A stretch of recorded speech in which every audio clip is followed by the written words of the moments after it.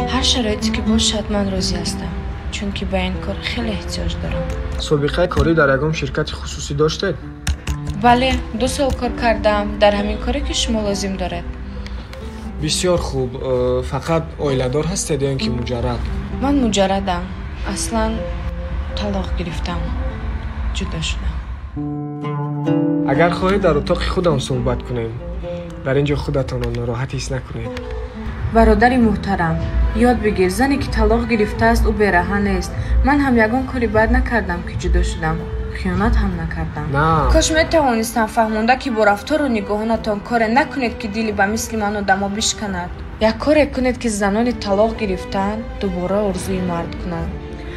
من میروم از گرسنگی بمیرم اما خواهش میکنم دیگران را این خیلی نگاه نکنید.